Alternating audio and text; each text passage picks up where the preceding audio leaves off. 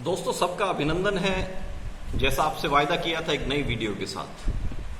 वर्तमान दौर कोरोना महामारी की वजह से हमारे जीवन में एक लिमिटेड एडिशन हर चीज़ का हो गया है। कितना घूमना है, कितना जरूरी है, कितना गैर जरूरी है, और ये हिदायत दी जा रही है कि किस तरह का भोजन ग्रहण करना चाहिए। हिदायतें जीवन में अगर हम सब अनुशासित तरीके से खुद पे लागू करें तो उसका ज़्यादा फायदा होता है।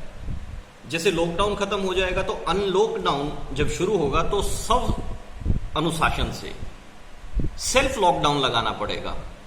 संक्रमण ना फैले, हम सब की जिम्मेदारी है। और देखो कितनी खूबसूरत बात है, इस अदृश्य शत्रु ने हमें एक अवसर दिया है ऐसे लोगों को, विशेष तौर से जो अपने घर से अपने कार्य क्षेत्र के लिए दूर दूर दराज के क्षेत्र में चले गए हैं और आज किसी न किसी, चाहे वो कहीं भी रह रहे हैं, परिवार के साथ एक छत के नीचे मौजूदा हालात में समय बिता रहे हैं। अधिकतम समय परिवार के साथ बीत रहा है। ये खुशी की बात है। सभी सदस्य, परिवार के सभी सदस्य एक छत के नीचे खुशी खुशी एक दूसरे को भावनात्मक दृढ़ता प्रदान करते हुए अगर समय बिताएंगे तो यह समय वाकई में सुखद, पीड़ा रहित और एक नया अनुभव प्रदान करने वाला होगा। दोस्तों, परिवार के सदस्य आपसी सौम्य व्यवहार, शालीनता और मधुर व्यवहार करते हैं तो एक दूसरे की परवाह, जिस परिवार में सभी सदस्य एक दूसरे की परवाह करते हैं, ऐसे परिवारों का अटूट गठबंधन होता है। जिस परिवार में सहनशीलता कायम रहती है, निसंदेह ऐसे परिवारों में खुशियां और एकता भी कायम रहती है। संभावित रूप से ऐसे परिवारों में क्रोध नहीं पनपता, जो रिश्तों के बिखराव का सबसे बड़ा कारण होता है। जब आपस में एक दूसरे को धैर्यपूर्वक अगर हम सुनते हैं, समझते हैं, प्यार से रहते हैं, आपस में क्रोध नहीं करते, बात बात पे चिल्लाते नहीं, तो ऐसे परिवार के सदस्यों के बीच टकराव की संभावनाएं कम होती हैं, मन मुटाव कम होता है। इसलिए जितनी खुशियां आप परिवार में संयुक्त रूप से रहते हुए इकट्ठी रख सकते हैं, आपस में बखेर सकते हैं, बांट सकते हैं, उसका अपना ही एक अंदाज है और ये एक मधुर संबंध कायम करने की घड़ी है। इससे चूकना मत। इससे आपको मनोवैज्ञानिक ऊर्जा तो प्रदान आंतरिक रूप से होती ही रहेगी।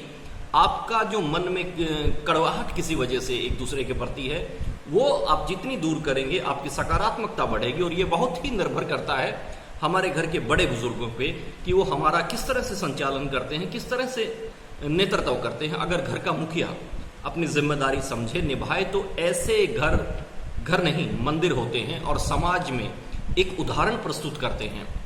हमारे बुजुर्ग सूत्रता के बंधन में बांधने के लिए, एकता के और परिवार की अखंडता के लिए सूत्रधार होते हैं।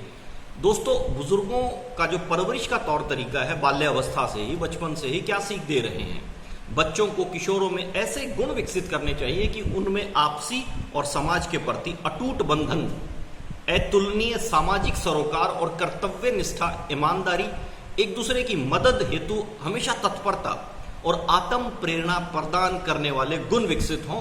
लेकिन ये तब मुमकिन है जब परिवार के बड़े बुजुर्ग, हमारे बच्चों के जो जितने भी आदर्श हैं, सबसे पहले शिक्षक, सबसे पहले आदर्श हमारे घर के बड़े बुजुर्ग होते हैं। अगर वो व्यवहारात्मक कार्यशैली से इन गुणों को विकसित करने में सहायक होंगे, यानी कि उनमें स्वयं निर्मित ये गुण होंगे, तो हम आसानी से, बच्चे आसानी से उसको ग्रहण करेंगे। एकता के सूत्र में बांधने के नियमों का एक सबसे अच्छा और कार्यों में तरीका क्या है कि प्रशंसा हम एक दूसरे की करें। अगर कोई बच्चा गलती करता है तो उसको एकांत में उसको समझाएं कि गलती कहाँ हुई है, गलती को दोहराए ना, एक दूसरे को सराहें, सच्ची तारीफ करें। उपलब्धि भले ही बहुत छोटी क्यों ना हो, दिल खोल के प्रशंसा करें। इस समय का सदुपयोग करें, सकारात्मक रहें, ऊर्जा से लबालब रहें, एक दूसरे के लिए अच्छी बातें करें, एक अच्छी कार्य योजना तैयार करें और जितना मुमकिन हो सके एक दूसरे को सराहें, प्रोत्साहित करें। छोटी छोटी गलतियों को नजरअंदाज करें और गलतियों को सुधारने के लिए प्यार से एक इस तरह का माहौल तैयार करें कि बच्चा अगर गलती करे तो मन में जो एक गिल्ट फीलिंग होती है कि मुझसे गलती हुई, वो सबके सामने जाहिर करे, ताकि उसको सुधरने का और परिवार के लोगों को उसको सुधारने का सुअवसर निश्चित हो। क्योंकि एक उम्र विशेष को ध्यान में रखते हुए बच्चे में आवश्यक सुधार और उसको एक ठीक दिशा दी जा सकती है। अगर बच्चा किशोर अवस्था में जा रहा है, युवा अवस्था की ओर अग्रसर है और आप बातों को नजरअंदाज करते हैं, बच्चे को सुनते नहीं है धैर्य से, तो वो समस्याएं बढ़ जाएंगी। दोस्तों, अगली वीडियो के लिए फिर हम मिलेंगे, तब तक के लिए नमस्कार।